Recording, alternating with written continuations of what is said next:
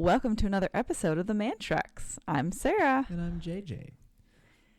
And that's our intro. I was like, Don't expect much more. I'm not going to mess it up. I'm not going to laugh. I'm not going to say, hey, everybody. And you messed up. I'm actually very excited to be here. Life has been so crazy, and I kind of assumed with the move and everything, we would just not be able to do the podcast for like a month or so.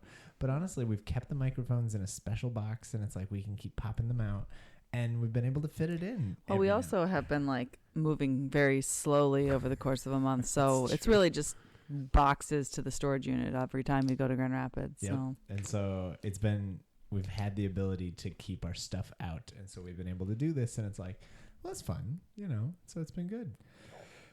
So anyways, we're here and we're doing the thing, and I am excited. Are you ready to approach the news desk? Sure. What do you got? Okay, so my first story is kind of funny and actually kind of sad. Oh. So it's a rescued baby hedgehog turns out to be a pom-pom from a hat. Oh, I love hedgehogs, and it wasn't even a hedgehog. A Cheshire, England woman rescued what she believed to be an abandoned baby hedgehog and took it to a local animal hospital, where veterinarians told her she had actually rescued the pom-pom from a beanie hat. How old was she? I'm so confused. Like, how do you not, like, if it was in the water or something, you pull it out and then you hold it and you're like, oh. The Lower Mosswood Nature Reserve and Wildlife Hospital said in a Facebook post that the kind soul rescued what she thought was a very shy baby hedgehog and took it home. She brought it to the animal hospital the next day, concerned that it hadn't moved or pooped all night. No. Veterinarians informed the woman that she had actually rescued the pom-pom from the top of a beanie hat. She was an older lady, maybe 60s or 70s. She could see something on the roadside that looked like a hedgehog. From a distance, you could take it at face value. She didn't handle it at all. She scooped it in a box with some cat food and left it alone. She did everything so well. She barely peeked at it because she didn't want to stress it out. The animal hospital praised the woman for her good intentions. Oh, that is so cute. Okay, so she didn't hold it in her hand, and she didn't... okay, I'm seeing now how this... According to the story, this is not... so this was posted on March 27th, so it's not an April Fool's story. It's a real story.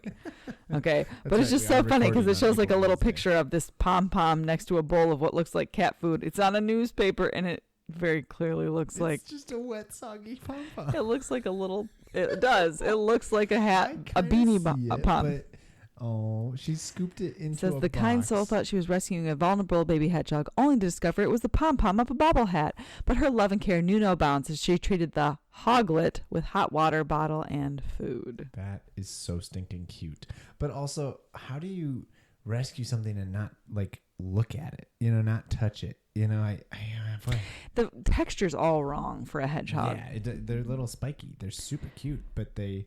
are not fuzzy, Yeah, I thought that was just so funny and cute, and it made me giggle when I saw it. I love it. That's a very cute little story and baffling. So at first, because I was like, I mean, come on, how, like, you got to kind of be Mr. Magoo to think. There's an old reference. Yeah, it is.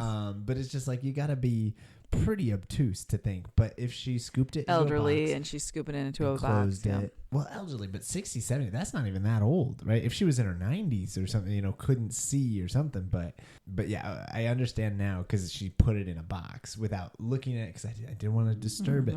That is I just thought that so was cute. So, all right, my story takes us across the ocean.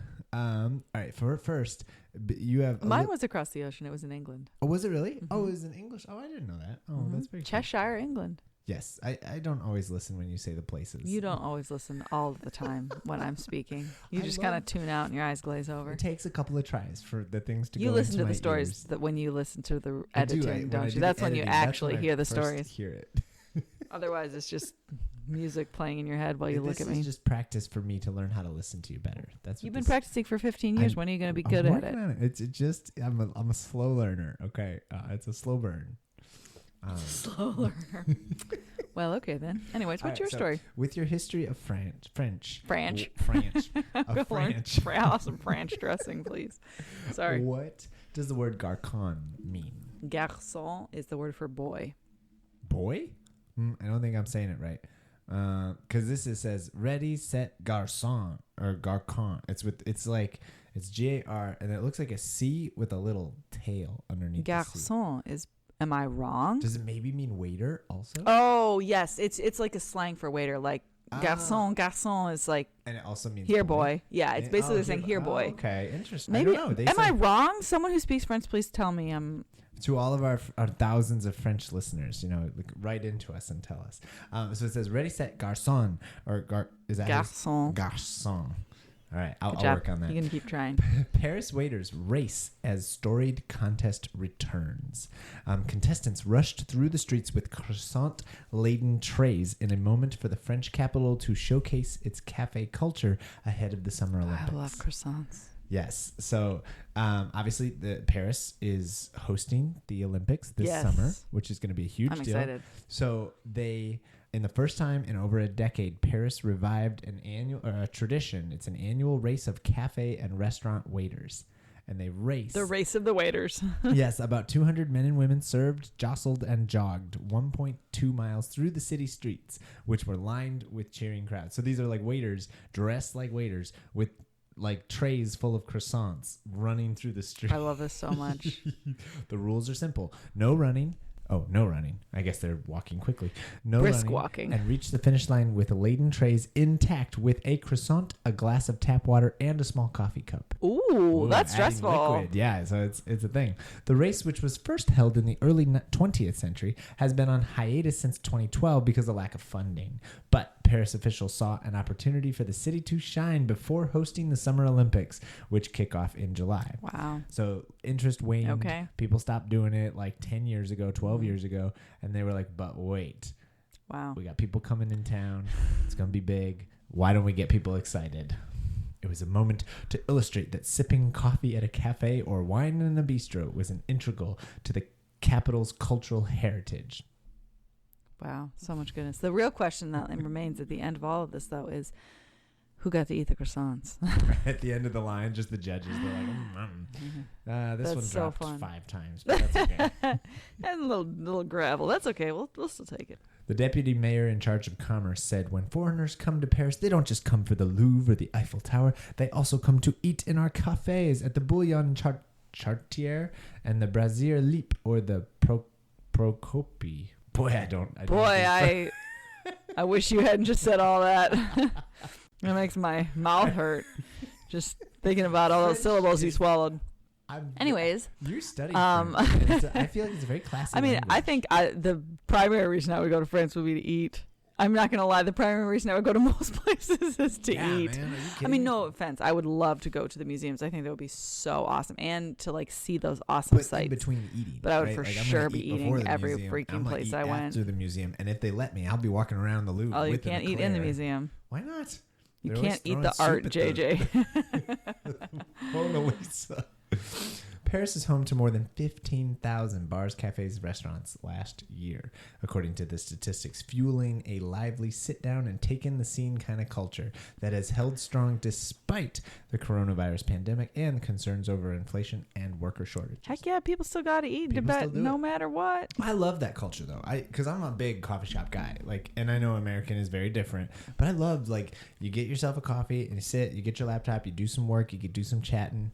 It's awesome. So anyways, they did this really cute race. That's fun. I love it. I thought it was really cool. I'd like to participate in that as a judge or enjoying the croissants next year. Run to me. Run them right here into my mouth. All right, what else you got? All right, so my next one is kind of in keeping with today. So I know this will come out in a couple days, but today is actually April 1st. April Fool's Day. So it's a compilation of April Fool's Day pranks from different companies. Nice. Ooh, I'm excited. Okay, so, give them to me. So it's a day like no other with annual fake products announced and other so-called jokes from major companies. Love it. So the first one is Dunkin' Donuts. Dunkin' changed its name to Just Donuts. We will have coffee still. Please don't ask any other questions. We're just going through it right now. That's the first prank. We're going to just be called Just Donuts. Just Donuts. Cute. Okay, so the next one is a sour cream and onion soda. Ew. So have you heard of the French, you were talking about France earlier, the health-conscious soda brand Olipop? I have. I've never had it, but I've heard of it. So apparently they teamed up with Pringles to announce today that they are bringing together a sour cream and onion Pringles flavored soda. That's gross. It's disgusting.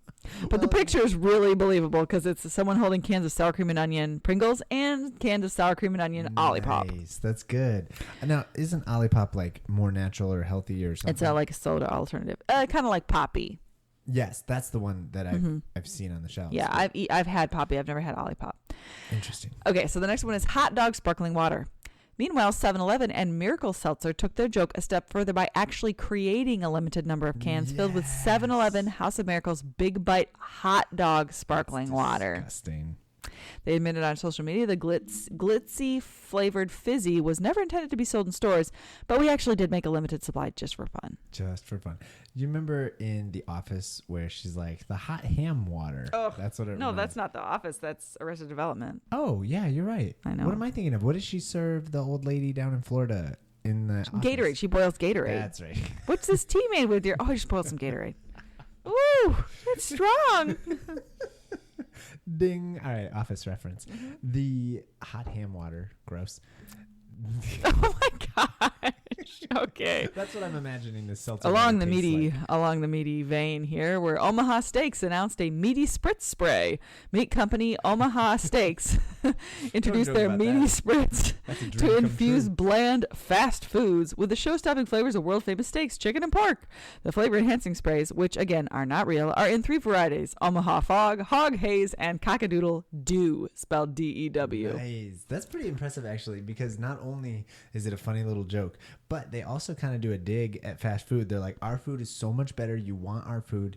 That we Spray would our make this flavors on. Yeah, this. that's Yeah. good. That's not just a joke, but also marketing. So this one, I like this one a lot, actually. It's called IKEA's Invisball Collection. Ooh. So in Invisball Collection, IKEA Singapore introduced a line of hoax products that aren't really products at all. The Invisball Collection of invisible items, including shoe racks and laundry baskets. Nice. It's just a pile of laundry on the floor. It says invisible laundry basket. $1.04. That's It's a play fantastic. on the April 1st date. I'll play on it. Fruity Pebbles Kraft Mac and Cheese. In another case of corporate synergy Oh, no one no. asked for, cereal company Post and macaroni manufacturer Kraft announced the release of a multicolored mac and cheese with a fruity flavor of Fruity Pebbles. Okay, but they do that kind of stuff, so that comes out as believable because there's all kinds of weirdo combos. Oh, you it's know? ridiculous. And my I'm children thinking would back want a it. long time ago. I don't know if you ever had Jones soda. Like, we were really big into Jones Yeah, soda when I was in high totally. school. It is so overwhelmingly sweet, like sickeningly Very, yep. flavored syrups. But they had so many different flavors. And one year I remember they released Thanksgiving flavors, and it was like turkey really? and stuffing. Like as a joke? No, Or for as like real flavors of Ew. soda. And then there was like gravy and mashed potatoes or something. And it was like, No. it was the flavors no one asked for. And literally, I never tried it because I thought it sounded Yeah, it disgusting. But doesn't. they released it.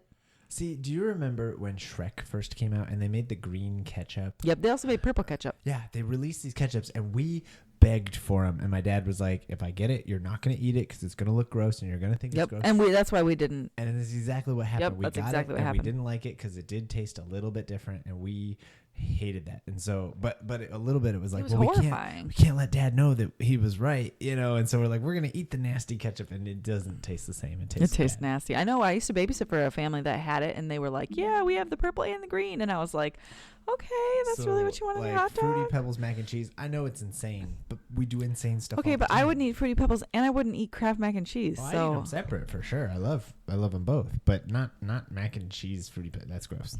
the next one is Scotch brand Scotch whiskey. Scotch brand, the famous tape company, Nice. shared a photo on Instagram of Scotch brand Scotch whiskey bearing the company's iconic red plaid logo. This limited edition spirit features a nose of cherry wood and a delightfully smooth finish that hits like a well-wrapped gift. So the next one is Rosetta Stoned translation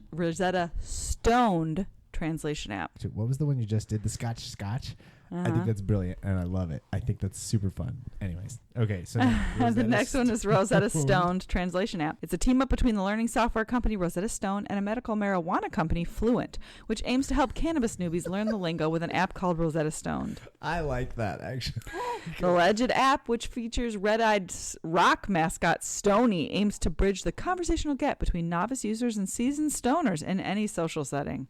So there's no way that he's listening to this podcast, but I was just talking to somebody last week, and a teenager had texted this guy I work with, and he was like, I have no idea what he means by that. And I was like, I don't know either. And so we were like Googling the word to figure out what it was. And it's like, okay, so sometimes people say words you don't know. So people say words. It's true. They say words. As an aging human being, I'm grateful for anything. Sure, you want to admit to being an aging human being? I do. It just keeps happening. I get older every single day. All right, the next one is Garfield's cheesy lasagna cat food. Burns Pet Food announced it was teaming up with the makers of the upcoming animated film, The Garfield Movie, with a wet food featuring the cartoon cat's favorite treat, lasagna. Cheesy lasagna wet food, which is not real, despite the food company's actual branding partnership with the film, was said to be jam-packed with dog and cat-friendly ingredients like peppery basil, sweet carrots, rich tomato, and nutty Gran Padano for that extra cheesy taste. I think that's cute, but yeah, cheesy food for cats would be really gross. Yeah, it would be really gross. Bad. The next one is not extra flamin' hot milk. PepsiCo said its line of extra flamin' hot chips available in Walker's, Doritos, and Wootsits crunchy lines of products will be accompanied in Britain by the sale of not extra flamin' hot milk to make the spicy snacks more bearable to the supposedly heat-adverse British palate. The prank product, merely a shot-sized bottle of milk, will be sold for as long as it takes for the British taste buds to mature to the spice. The company said in a press release for the milk, which again, UPI cannot stress enough, is not a real thing. That's the place I got these stories from. That's good. All right, that was the end of my article. Sorry. I love it. The so many of them companies doing jokes. Well, and I don't know, it's a little overplayed. I actually saw a lot of stuff today, like April Fools, like, please stop. Like, we don't think it's funny. They're not clever. I don't know. I thought a few of those were clever, but a lot of them are just painful. They are. They're so... They just overplay. Everything I read today, everything I see on social media, I just have to assume is fake. Yep. It's all a lie.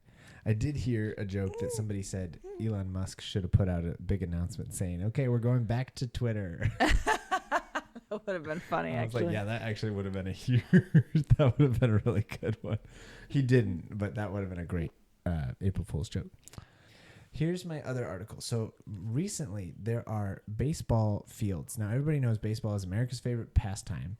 At least that's the tagline, but I'm not sure it's actually America's favorite pastime. You just don't like baseball. I don't. I know that other people do, but I don't like baseball. Baseball's not that much fun. Yeah. So, totally unbiased opinion. When I was growing up, what we would do is the Tigers in Detroit, they have become a really good baseball team, but for a while they were not very good. And so people would go to the games, but they would do like fireworks. And as a kid, you go to get the cotton candy and you get a hot dog, and there's like lots of fun stuff to do at the game. How many Tigers games have you been to? Just a few, not very many. But we would go to watch the fireworks. Like we never went to the fireworks. We always went to watch the games. Oh, I did not. It's a thing. Like, you go to a baseball diamond to enjoy the other things that they do. So that has ratcheted up significantly in recent years. Okay. Different baseball diamonds are offering tons of other features to draw people to baseball games. So, like their dollar hot dogs, like I said about that one game? Yes, the dollar hot dogs, but much more. Oh. So the first article, and I'll share the video with you because it's super cute, they did a baby race in between the innings. Okay, so where they do those little activities in like the 7th inning or whatever. Right. So between the innings, they brought out a bunch of parents with their babies, and they had them race from one end to the other, and they had to like race to, I don't know how far it was or whatever. These are walking toddlers, I assume. No, crawling. It was so cute. The video is very cute. Wow. And you just like, you don't see it coming. The winner is like the little engine that could. Like, you thought he was gonna lose, and he just kept chugging and he just kept going. That's so cute. So cute, right? Like, they had a baby race. But then, in preparation for the podcast, I was like, oh, I gotta find that article about the baby race. And then I found this other article about all the other things that different places are doing. So this is Hadlock Field in Portland, Maine. Portland Press Herald in Maine. Minor League Baseball has evolved into a family entertainment business over the years. The Portland Sea Dogs are working hard to pack as much fun as possible into the game. So in between innings, the contest will include races, lobster tosses, musical chairs, fireworks, nights when people can dress up like Star Wars characters or superheroes, or bobblehead giveaways. That's actually kind of fun. They're doing it's so like an much event. extra stuff. And I'm like, this is the cutest That's thing. cool. Traditionally, between innings is the time to go get a beer or a hot dog. But at Hadlock Field, the time between innings is packed with exciting contests. The contestants are picked at random from the crowd, so anything can happen. People win cool. prizes, passes to the local water parks, water bottles, gift certificates. Contestants are mostly kids and teens, though some are adults. Wow. This year's contest, the lobster toss, where an adult heaves a lobster with a lacrosse stick to another person who's trying to catch it. In like a They're saucepan? Like they're not a fake saucepan, yeah, like in a a trap, in a in a big lobster pot. trap. Oh my gosh, I love it. I would love to see that. Finishing the lyric, where somebody has to finish the lyric with a popular song played over the loudspeaker. I would love to see you'd you. be good at Actually, that. we I should would play love that game on this podcast. That we should. That sounds like fun. I'll play you like a line. And you have to finish it. Okay. Dress and dash with kids racing each other, making stops along the way to put on parts of the Sea Dog uniform. That's so they cute. Like run and put on That's the hat. so and run cute. And put on the shoes and musical chairs, the classic game with 4 kids and 3 chairs. That's super fun. I just think I was like, this is such It's like a family event. Yeah, and they're doing more and more and more. They've always done a little bit, like at hockey games. They do the bring out the Yes. T-shirt cannon and just keep people entertained and Or they call random people out. Like when we used to go to the Whitecaps games, and when I was a kid in Grand Rapids, like we'd watch them like bring a couple people out, and they do the thing where they put their forehead on the bat and then they spin around a couple times, and then they have to run. Yeah, there's you 2 can't do it 'cause you're so competitors. busy. There's one running to third base and there's one running to first base, and then they have to see who wins, and whoever wins like gets like a Whitecaps T-shirt or something. Like yeah, it's just fun. it is. It's super cool. And so But they're getting more and more creative in that world. I think the pull to get people to do physical in-person things is so hard. That's You have true. to Not go many above people and go to beyond. stuff like that. No, I mean, everybody I don't just know. sits I and like minor watches league baseball stream games. I think now they're and- fun. Yeah, so I think we're slowly turning into vegetables, and so the in-person entertainment is fighting back. Slowly turning into vegetables. We are. Just you, who doesn't like baseball. I don't. Well, but I like all those games. I would absolutely take my kids to a thing where it was like, It's fun to go to baseball with like a group of people. You go to a baseball game with a Yeah. group of people, or you go with your family and you get like lawn seats and you bring a picnic blanket and you sit out on the you know what it is lawn. for me though, baseball, and I have the same problem with golf. I can't see the ball. Like when they throw it, You need better glasses. I see the guy like wind up and then it disappears, and then I watch the big screen to see where the ball I actually went. like watching baseball. I think it's kind of fun. Yeah, I've enjoyed like softball tournaments when I'm right there behind, but maybe it's just because I was like up in the bleachers, so I struggled to see. I was too far away. I mean, it's not like we ever had great seats when we go to Tigers games either, but like I went to a lot of Tigers games as a yeah, kid. you liked them? I thought it I was did fun. not go to very many. We went to a lot of Whitecaps games as a kid too, though. Whitecaps is just to clarify. That's a It's the West baseball Michigan. team? Oh yeah, it's the Grand Rapids team. Okay, cool. Sorry. I assumed. I'm but sorry. I wasn't totally sure. That's for context. That's the Grand Rapids baseball team. You're good. So, anyways, that's Hadlock holidays, and this main town is pushing back.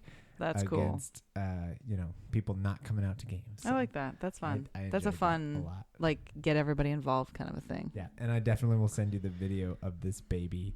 Aw. So it's like they go in the pitch, Yeah. like in between the bases, and they start on over on by the first base line, and Yep. they let them go, and whoever gets to the pitcher's mound or Oh, something like that's that. so right? cute. It's very cute, and they're all crawling babies. Nobody's walking yet. I don't think. Okay, so. I assumed it was like walking toddlers or Nah, something. I mean, that's like, fun too. because they're a little bit more focused than babies, but that's fun. Well, and it's one of those races where the contestants do not know they're racing or care. Of course not. They're so babies. Most of it is the parents trying to urge Yeah, the baby. come on. Come this way. Come this way. It's very cute and hilarious. Are you ready for Sponsor Your Life? Yes, I am.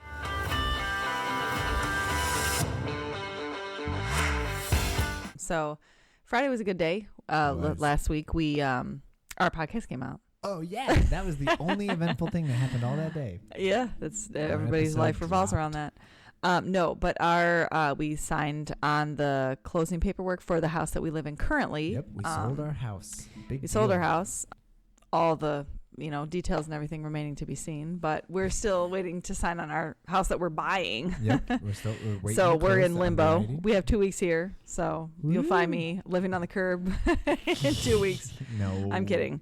But it was a good day. We had a lot of stuff, a lot of driving back and forth. We celebrated our 4-year-old's birthday that day. And actually, a sponsor of my life is Entre Amigos. It's the Mexican restaurant good. here in Freeland. There's another location in Midland, but It's a good restaurant. It's I like it. Wonderful. I love it. And But to be fair, like we have had really good Mexican restaurants everywhere we've lived. Like shout out to Sol Azteca and the UP. That's still like one of my favorite restaurants.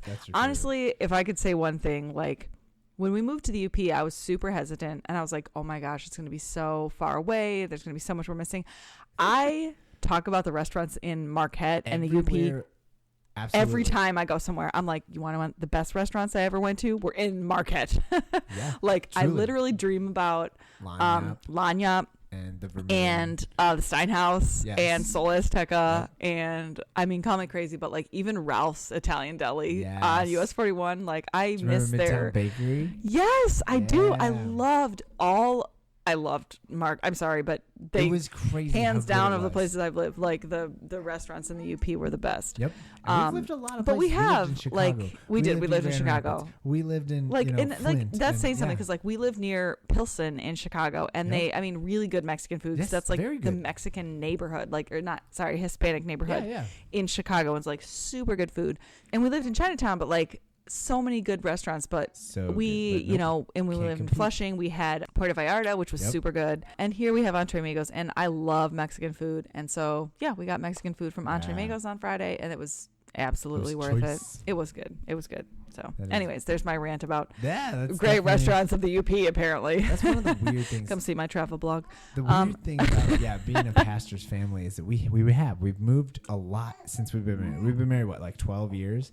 And I don't know. You tell me, like JJ. I don't remember. 13 years, actually. It's been a long time. I'm here. It's not about how long it's been. It's about how long we have to. I've lost track of the time. It's just a blur in my mind. It's just a very fun blur. But we've moved around a lot. And that's a lot. And we've eaten some really good restaurants. And that's one of our things, I think. Like people have different It's why we've gained so much weight in this relationship. We love to eat and we're not ashamed of it. I'm comfortable with that.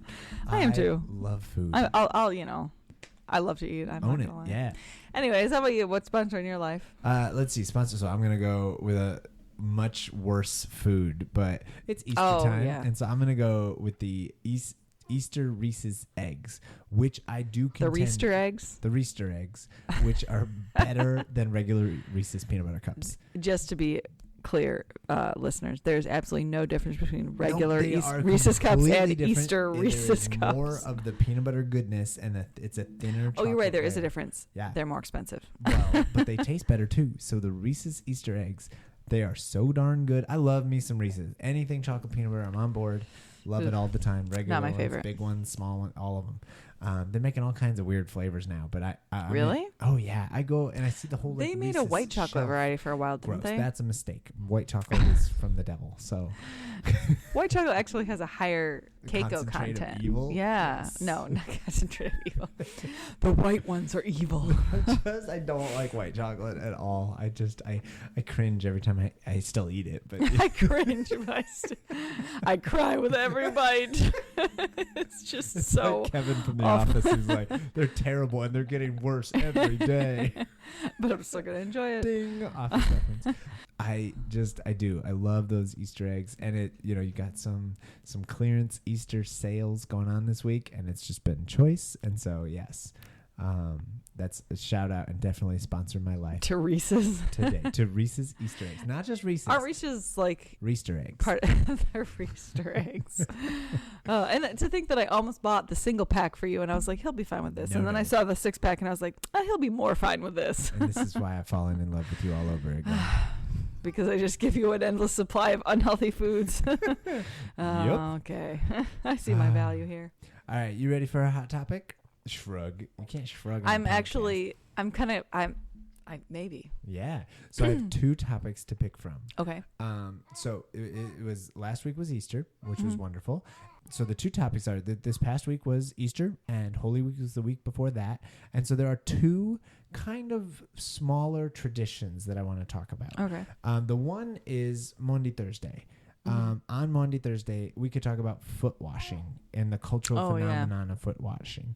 There was an interesting take that I read about it, and then there's the take that everybody has been doing recently. It was featured prominently in a Super Bowl ad recently and all that. So we could talk about foot washing, or we could talk about Bright Sunday.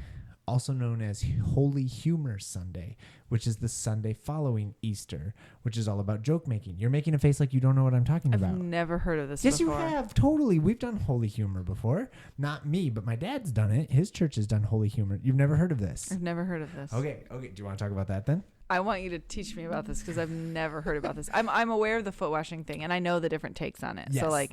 So it's an interesting topic, but I would love to know what the heck you're talking about with this Bright topic. Sunday, for centuries, this is off of joyfulnewsletter.com. For centuries in the Eastern Orthodox, Catholic, and Protestant countries, the week following Easter Sunday, the Sunday after Easter, is called Bright Sunday. And it's observed as it's observed by the faithful as a day of joy and laughter because it is Jesus laughing at the devil for thinking that he was dead. Sure. Right? And so they people do So worship it's about service. jokes and stuff? Yeah. There's humor Really? put into the Sunday after. Your dad's done this before? Yes, they've done Holy Humor Sunday. So Have I just really been bad at paying attention to the sermon? no, Sorry, we've Dad. never been to one of the services. But Oh, okay. he's told us about them. He's talked Okay. about them. Let's see. So they are talking about. So this article, it just gives a couple of examples of different churches that have benefited from a Holy Humor Sunday service. Okay. All right, so there was a church, an anonymous, harried pastor from Alaska who was trying to bring together a fractious, divided church. And the church was in turmoil with a heavy, discouraged spirit. For several years, the pastor had tried everything without success to bring various squabbling cliques together. He finally decided to try a Holy Humor celebration on the Sunday after Easter back in 2009. The service was filled with joyful songs, hymns, and inspiring scripture reading celebrating the resurrection of Jesus. Members were encouraged to tell their favorite jokes, and practical jokes were played on the pastor and others. And everybody had a lot of fun. Interesting. The entire congregation rallied around the resurrection of Jesus. The Holy Humor Sunday service brought everyone together in a spirit of good cheer and camaraderie. So you play practical jokes and you make jokes and you do the focus. But in church? Yeah, the focus of service is funny things and making jokes and that kind of stuff because we are so gleefully overjoyed that Jesus has risen. It's kind of like April Fool's. In church? I know. Okay, so I'm getting some skeptical eyes from you. In church? I shouldn't have tried to take a drink just then. I mean, it feels... I'm not saying that, it's not wrong to be happy and joyful and laugh, but, in church? It's interesting, right? Because it feels like there should be some sort of, reverence. Here's my thing. God has given us all of these emotions. And God gave us the emotions. The emotions are not wrong, but it feels I don't want to say sacrilegious. It feels disrespectful. Yeah. Yep. So I've had an interesting relationship with this in my whole life. Now I'm a joyful person. I laugh at everything. I think everything's funny, and I like to live a joy-filled life. And I laugh in my sermons a lot. Going all the way back to when I was in seminary, the first sermon I ever preached, my preaching professor said, write a 15-minute sermon, and then we would preach to our preaching class, and then we would critique each other. And I put some jokes in there, and I giggled in my sermon, and I got critiqued on that. They were like, the joke was fine, but you can't giggle at your own joke. I'm out then. That was one of my I giggle at all my pieces jokes. of criticism for my preaching style. Okay. Was don't giggle at your own jokes. I have found I remember that. if you make a joke, it's okay to acknowledge the joke with a small laugh, right? Okay. And that's gone well. But I use humor all the time in my sermons. And so I have an interesting relationship because I think the Bible's really funny. And I think humor breaks down people's defenses, and it kind of loosens people up and helps them remember things more. If you make a really funny joke about a passage of scripture, they're going to hang on to that better than some powerful, impactful teaching.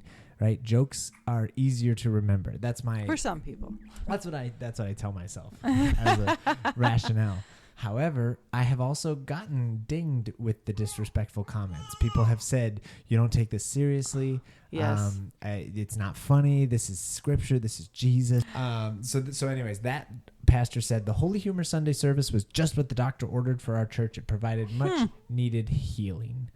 Oh, wait. The response was overwhelmingly positive. The congregation needed to know that they could come to worship and just let go for an hour, that it was possible to come to church and feel good. People have been talking about that service all week, and some who said they intended to leave the church and go to another church said they had decided to stay. I mean, if your church is struggling so much that people are feeling they need to go elsewhere, I don't know that it's necessarily the content of what you're preaching always. Content of what you're preaching is like the primary reason people should be leaving, because if you're not biblical, but like, I don't know if like doing a Gleeful Sunday, I keep calling it Gleeful Sunday, Holy Humor Day. All right, let me give you another story. North Bay Community Church in Clearwater, Florida. We just went from Alaska to Florida. Heat wave. They celebrated their annual Holy Humor Sunday in 2009, the Sunday after Easter. We get everyone hyped up over the big moment as we celebrate the resurrection, said Reverend Daniel McDonald. After all the preparation, it's done in a day. People tend to feel let down. So I say, let's keep going, keep the party going. Keep the party going. That's a It's phrase church. you never want your... It's church. Laughter, he says, releases tension, and we have enough of that these days. I think we all need to stop taking ourselves so seriously. We need to recognize that this really is God's world, and he has so much in store for us. We put too much emphasis on what's wrong and what's bad with the world. So they do Holy Humor, gave one of the world's shortest sermon on Holy Humor Sunday. He announced that the focus of his talk would be on sin. Talk? Yep. That's a problem for me. No, so the sermon he gave was, I'm going to talk about sin. Don't do it. Amen. And then he sat down. Like his sermon was a joke. That is a joke. It's church. Remember, your job as a pastor is not to be a joke. That's sad. I don't know. And again, I love see, humor. I'm not saying I don't see the value in bringing some lightness, and it's not wrong to laugh. It's not wrong to make jokes and stuff, and God obviously gave us the ability to do this, and he gave us these emotions, but like I feel like as a pastor you do have a responsibility to be a teacher. Yep. And I feel like it's kind of like, no offense to people who do this, it's kind of like when pastors show movie clips or movies in church and are like, no, we're going to talk about this, and it's like it's Bible. We can talk about the Bible. I'm sorry. For those who don't know, that's a Pitch Perfect reference. I'm sorry. Rebel Wilson goes, Anyways, nobody asked for that. But like, I feel like you have a responsibility to actually explain the Bible or break things down for people so that they are able to like formulate their theology on stuff. And like, that is not actually helping people do that. See, it's so funny. For someone who loves humor as much as I do, I've never actually done a Holy Humor Sunday. Part of that is because I don't want the joke to be the focus. I use comedy to like help people remember, break down the barriers and help people understand biblical content. I don't make the jokes the focus. It's like, all right, now we're gonna roast the pastor. The goal is not the humor. No, that's a otherwise you're just doing a stand-up routine. And don't get me wrong, I love stand-up comedy, but that's not what Sunday church. is. That's not worship. So I've actually never done it, although I don't know that I'm fully on like ready to condemn those that do. I'm not going to start like no, condemning. But I think your criticisms are valid. I disagree with it. Yeah. The custom is rooted in the musings of the early church theologians like Augustine, Gregory of Nyssa, and John Chrysostom? I don't know. Anyways, the idea is that God played a practical joke on the devil by raising Jesus from the dead. Risus Paschalis is Latin for the Easter laugh, is what the early theologians called it. But is it God playing a practical joke? Like, that kind of reduces it all to something so meaningless. Mm-hmm. Like, it's like, oh, I played a practical joke on you. Isn't that funny? Like, it's interesting that it goes that far back, though. It's interesting, but like, I kind of feel like, here's how I feel. Mm-hmm. You can celebrate this, but not in church on a Sunday when you're supposed to be like worshiping and like, like it's fine to celebrate. Like, I'm not denying it. Like, have like a Holy Humor like celebration after worship where you have like some silly stuff that you do. Like, I don't know, but it It does. It feels disrespectful to do it in worship. I Like, wonder how much of that is cultural for you and I, though. and maybe it's We just were- me personally. Maybe it's just. Well, I and don't I was know. raised with that too, though. Like, I look at my parents and my grandparents. My dad has done this sort of service, but I struggle to see my grandparents enjoying this kind of a service. You know what I mean? My parents' generation is about the first generation that would allow something like this, because that's And I'm not even how- saying like I'm a staunch, like super ultra conservative, like old school. You I just don't don't, you're no know. fun. You just don't like. I don't like fun. You don't like joy. There will be no Fun Sh- sucker. there will be no shenanigans. Can you name that movie? I know the reference, but I can't remember what exactly it's from. Freaky Friday Freaky with Lindsay Friday. Lohan and what's her Yeah. face. Anyways, 1988, the Fellowship of Mary Christians began encouraging churches and prayer groups to resurrect bright Sunday celebrations. Call it Holy Humor. They said the theme is Jesus is the life of the party. And it's funny 'cause Jesus is the life of the party. because he's alive. Whew.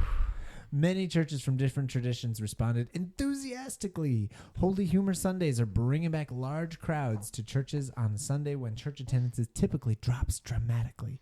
Again, that is not the point. I mean, what? If you Google Holy Humor Sunday on the internet, you'll be amazed at how widespread the celebrations are. Both religious and secular press are now reporting on this phenomenon. Why can't we just celebrate Resurrection Sunday and continue on our merry way? See, and so then they go through, they're like, here's what Lutherans do. Here's what Presbyterians do. Here's what, they kind of go through all this stuff. And I think it's fascinating that it is a rebirth of an old tradition. Like that they used to It is do interesting this. that it's so historical. Because, like, I would not see what's always been, as someone who loves humor and I love to laugh and I love to put it in my sermons and in worship, I think it's fun to kind of poke fun at things and, I don't know. It's such a meaningful Sunday. It feels wrong to reduce it to something just as like, oh, wasn't that a good laugh? Like, yeah. Reverend Miller insists that Holy Human Sunday is not holy sacrilegious. human. Holy humor. Sorry. It's not sacrilegious. It's good theology. After all the pain of Holy Week, the crucifixion of Jesus, and all the pain that led up to it, a lot of Christians feel that they should spend more time rallying around the good news of Jesus' resurrection. So, But good does not always equal funny. right. A growing number of Christians feel that we should celebrate the joy of the resurrection for more than just one day. Which I'm I not agree. denying that joy often means laughter, but like there's something about jokes that's like making fun of, which Yep. I don't know, like Well, I think about, so Jesus died and rose from the dead. If you had a family member who died on a hospital bed and then was, and then the monitor starts beeping again and they come back to life, you don't laugh. You're overjoyed. you but the cry the joy is and like are different. excited. It's a Yeah. different type of joy. It's not. Isn't that so funny? Let's play a practical. Oh, you were just playing a practical joke on me. Like that's almost morbid. Like Yeah, that's not funny. That's like what? I think it's a fascinating concept. I've never been super into it. The idea is that God had the last laugh over death. And it's like, okay. I can't believe I've never heard of this before. I'm shocked. I thought you'd heard my dad talk about it, but I wonder if your church practices holy humor. Reach out to us because I would love to hear some stories about what your churches do and whether you think it's appropriate or not to have holy humor in church. So interesting. Because I do. I think that's fascinating. All right. Hey, everybody. Thanks so much for listening to our goofy little ramblings and all that. We like making this podcast and we hope you love listening to it. And so if you want to rate us over on Spotify, give us 5 stars, or on Apple, you can write out a podcast thing. Thanks so much to everybody who supports us through Patreon and through all the encouragement that we get from you guys. It means a lot. Thanks so much to whoever makes our theme song. Thank you. We like it. And are you ready to send us out with the mom joke of the week? Yes. So, what animal runs the fastest during spring storms? Spring storms? I don't know. Robin? I don't know. Cheetahs. Because they move at lightning speeds. Lightning storm. Ha. Funny. Painful. I know. Real funny. It was a fail. I'll use it on Holy Humor Sunday. Oh, please don't. All right, bye. everybody.